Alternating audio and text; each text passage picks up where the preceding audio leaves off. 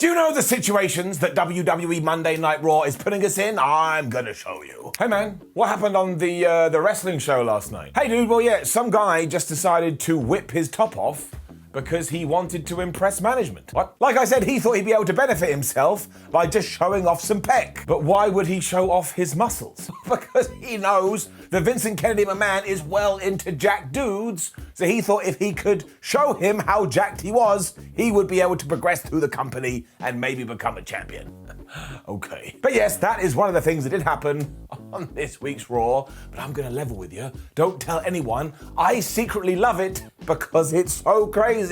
It makes me happy. Hello, my name is Simon WhatCulture. Thank you for joining me for yet another episode of Ups and Downs. And of course, right now we're gonna do it for Raw, the best show in all of wrestling, because like I just said, it's completely nuts. Let's up those downs.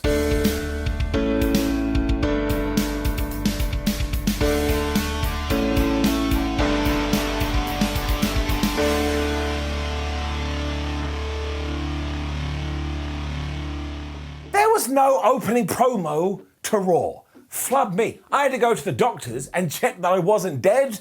Turns out I'm not. Instead, we had Seth Rollins welcome us to the show when he said, I hope that Big E and Kevin Owens destroy themselves in this cage match we're about to have. And then Big E addressed this, and Kevin Owens addressed this, and then oodalally, we actually did have that cage match. This was great though, because within 5 minutes of the thing started, we had a super duper contest. And again, it was Big E versus Kevin Owens in a steel cage. Even if they had sat down and started playing some cards, they would have made it work because they're that damn good. Owens was wonderful as always, as he just went, well, if the rules are I can just escape the cage, why don't I go through the door? But Big E tried to stop him, and then unfortunately for Big E, he went all Arkham Asylum because he charged, Kevin Owens sidestepped, Big E went crashing into the steel, and you knew that bad things were coming. Or moonsaults in this case because Kevin hit one off the top rope and then Big E was fighting back and he too tried to leave through the door. That was a little bit weird because it's like, wait Big E, I thought you wanted to murk him, but maybe he was hungry. The idea of what a steel cage was meant to do was then thrown out of the window because Seth Rollins just got the door and went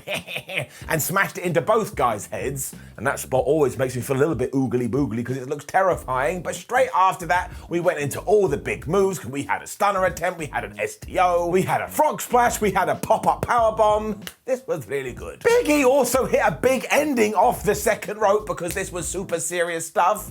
And that was always going to decimate his opponent, so he did indeed crawl his way to the door, and just when Kevin tried to stop him, he fell to the floor and he won. Well, hey. And yes, sure, that finish is always a little bit silly, but we have a triple threat match to think of. Or at least I thought we did, because after everybody had smashed everybody else with Big E standing tall, in the commercial break, Bobby Lashley came out here. He decked everyone, including Big E, as he went, why does nobody care about me? I had a tough childhood. And I really hope it doesn't end with Bob in the title picture, because why isn't every single other superstar doing this? Like, why doesn't Chad Gable just walk out and punch someone in the face and then go, ha, it's my turn? But look, it's an intriguing story. All these guys are really good at what they do. This was also a great way to start Raw. WWE, do more of this. We then found out we were going to be doing a tag team tournament to crown the brand new #1 contenders for RK Bros Tag Team Championships. And then WWE just had to revert and go all WWE down. And why? Because Zelina Vega defeated Nikki A.S.H in around about 2 minutes. And the whole time we were just going, look at that Nikki A.S.H. She's such a loser. She's so crap. She can't do anything. The other day I said, hey, Nikki A.S.H., can you make me an egg? And she brought me a cheese sandwich. I mean, what is that? Vega just hit the code red out of nowhere to get the victory as well. Because again, the point here is that it's really easy to beat Nikki. And if this doesn't end in Nikki A.S.H. going crazy and kind of reverting to the old Nikki A.S.H., I don't even understand what the point of all this is. Still, there wasn't a lot to this. It kind of came and went. And really, when you give this gimmick to anyone, which is essentially point at them, they're a loser, doesn't really work. More wonderful nonsense with RK Bro after this, because not only did Riddle tell us that the tournament was going to be called the RKBronament, and that's exactly how WWE came up with this. They settled on the name and then they worked backwards. He was also dressed like a WWF announcer from the 80s with this blazer, and he was desperate for Randy Orton to do the same. As ever, Orton didn't want to do it, but eventually he was charmed into it. And as always, it's just like a really angry dad with his kind of annoying son. It just works. We then made sure to underline the fact that Nikki A.S.H is definitely a geek, and if you had missed that, we were going to shine a massive spotlight on it. Because she was in the back with Rhea Ripley as Rhea was going, listen mate, it's going to be okay, when someone seemingly approached Nikki and said, oh my gosh, I love you, can I have your autograph? The thing is, she wasn't speaking to Nikki, and she was speaking to Jerry the King Lawler, who quite creepily was just hanging out just outside of the camera frame. He did indeed write his name on this piece of paper and then even said to Nikki A.S.H, would you like me to give you an autograph too? I'm like, Jerry, this is not the time. And if this does go where I believe it is going, I would actually say the character needs this. It's just a little bit of a rough ride. I then wanted to like what was next. I really did, because it was the Street Profits versus Omos and AJ Styles, and I thought they had a more than decent match. But then we got to the finish, and this was my face.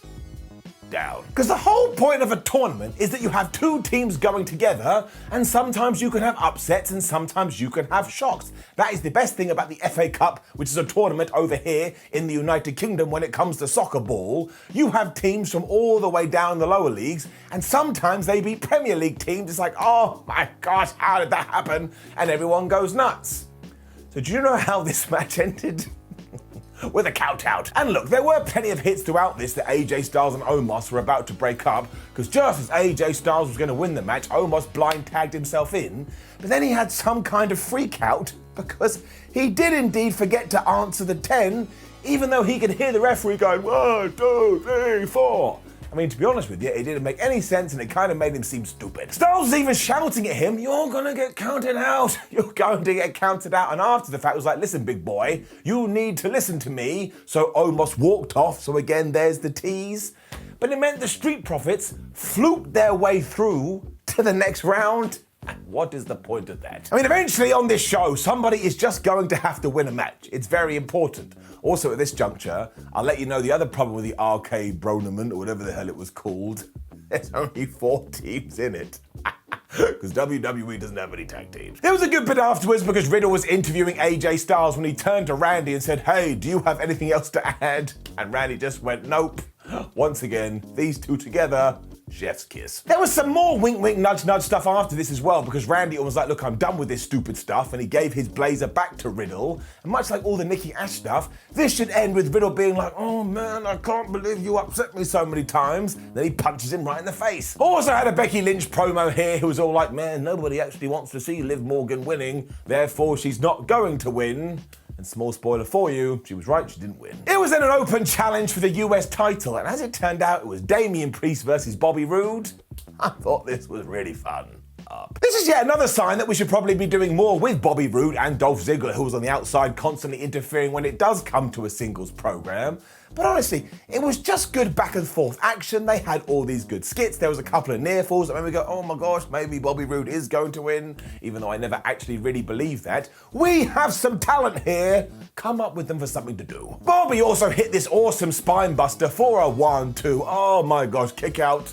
Have you already figured out what happened here? Damien Priest hit the reckoning, he got the 1-2-3, and then as soon as he got to his feet, bop, he got super kicked by Dolphy Boy Blue, because of course next week we have to do Ziggles versus Priest, although again, I'm fine with that. Simple storytelling, I ain't got no problem with it. And then WWE did me dirty again. Like, could you actually imagine going into some kind of creative meeting and saying, hey, I know we've already got 1 count out on Raw, but how about we do 2? And everyone's like, oh my gosh, 2 count outs, and they skip around like a kid on Christmas. Because that's clearly what happened. Down. And the problem as ever is that you just teach your audience, or nerds like me, not to buy into the fact that we're ever going to get a proper finish, because we never get a proper finish. So it was Doudrop versus Bianca Belair, and even though Doudrop had jumped Bianca beforehand, as soon as Bianca had kicked her ass a little bit and went for the KOD, Doudrop just went, nah, I don't want any of this, and she walked away, and indeed got counted out. I mean, it was like halfway through she went, oh wait, damn it, I think I left the oven on, and she was more concerned about her house burning down.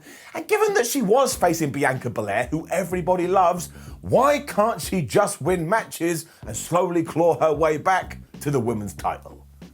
I have absolutely no idea. Austin Theory then went and chilled with Vince McMahon again, who was super duper angry at him because clearly he has learned nothing from last week. Now, this does tie into the intro that I will talk about in just 1 second, but I still stand by the fact that because Austin Theory is even hanging out with Vince, this has to end with good things. I mean, I could be completely wrong. I've been wrong before, but it smells like it has at least a little bit of potential. And yes, true, it does feel a little bit like Vince McMahon bought a pet, and I was like, man, I got buyer's regret. I should take it back to the shop. Miz TV was next, and as always, we have returned to a place where you have Miz TV, and you're like, well, this is just a promo off between two guys that we do on every show anyway, so why do we need a talk show segment? But look, it was between Miz and Edge. I thought it was very good. It was still kind of funny because Miz spent a lot of his time going, this guy's really old now, and Edge was all like, man, don't mistake my niceness for weakness.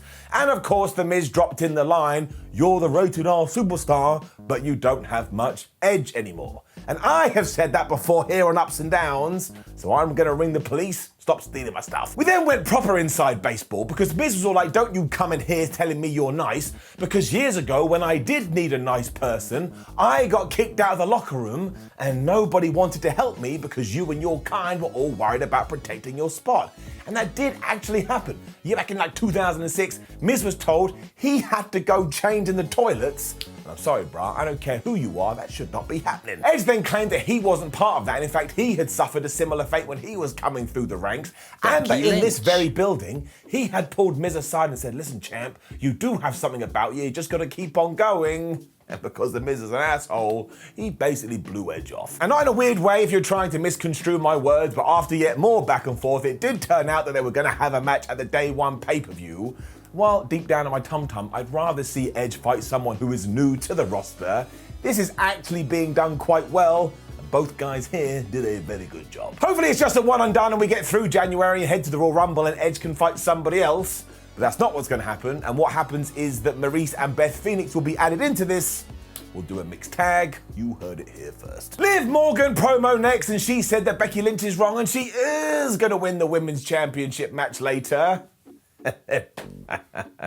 We were told that Veer still headed to Raw. So that's that now. It's been over 3 months and Veer apparently can't make his way to the building. So what we need to do is we need to stop this now, and next week we need to have a video where Veer just turns up at a building before he goes, oh, I can't believe it, this is the wrong one, before next week he tries again. I mean, talk about missing the point when it comes to vignettes like this. I mean, the Iron Sheik is gonna make it to the ring before Veer finally makes his way to Raw. The Mysterios then defeated the Alpha Academy in the RKBronament or whatever it was called. And like, this was good for what it was fine, but I kind of feel like I've seen it 791 times, and also Chad Gable and Otis just feel like they're an afterthought at this point. That makes me a little bit upset. Down. And like I say, this kind of thing is just happening every single week, so eventually it is going to run out of steam. And after Chad Gable went for a moonsault, Dominic Mysterio hit the most devastating move in all the sports entertainment, the surprise roll-up, and he got the 1, 2, 3. Although shout out to Mr. Dominic Mysterio, this was a really good surprise roll-up, like he was all on him and using his weight. But it's still a surprise roll-up, and WWE does it too much. It was also not the best way to make this tournament feel special because, again, we had count-out followed by roll-up. This makes you throw your hands up in the air like that. Riddle also tried to interview Otis after this, but do you know what Otis did? He beat Riddle up, and was Randy Orton anywhere to be seen? No, he wasn't. So here's yet more sprinkling of seeds. I've already made my point, I won't make it again. I understand you've only got one life, and you probably want to use that time in a better way. And then yes, we get to the moment you've been all waiting for, when Austin Theory stripped for Vincent Kennedy McMahon because he was trying to impress him. Because for some reason, Vince McMahon, after saying that he would get Austin Theory a match, can't get Austin Theory a match even though Vince is in charge of all of this. So when he said, you better find another way to impress me, Austin Theory just started taking off his clothes and he did some jumping jacks. I was dying. I was absolutely laughing. Out of context, this is one of the weirdest things I've ever seen in my life. To be fair, Vince wasn't into this and he told Austin Theory, for goodness sake, why don't you go and use your brain? But here's your homework for the week. Go and show just that segment to someone that doesn't watch wrestling and you report back to me with their reaction. And then Finn Balor beat T-Bar. And because that followed this segment, I just went, what? Because at first it was the most random thing to happen on Raw in yonks, even though one man had just undressed for another man. But actually it all tied in. Because after Finn Balor had beaten T-Bar with the coup de grace, who jumped him and started to beat him up? That's right, it was Austin Theory. He also took a selfie afterwards, and if this is going to be our new feud, then hell yeah, because we should be trying to do something with Austin Theory. He's clearly our chosen one, so why shouldn't you make him into a star? And Finn Balor is really good. Finn Balor could have a match with a GOAT, and you go, man, that GOAT is the GOAT, and get all confused, because Finn Balor can work with anyone. So actually, when all was said and done, I thought this was quite clever, and somewhat surprisingly, I'm giving it an up. R-Truth and Tozawa were then going to attack Dana Brooke after they had appeared from a bin. I think R-Truth was dressed like a tree or something, but then they didn't because Truth was all like, wait a minute, is this PG? That's kind of funny. Reggie then jumped off a truck to talk to Dana Brooke. Why would he jump off a truck? Like, just because he can do flippy dippy doodah stuff, why wouldn't he just walk in and have a conversation? It just doesn't make... It's like, man, you're a sniper. Your job's a sniper and you want to talk to someone. Do you shoot a bullet past their head to get their attention? Of course you don't.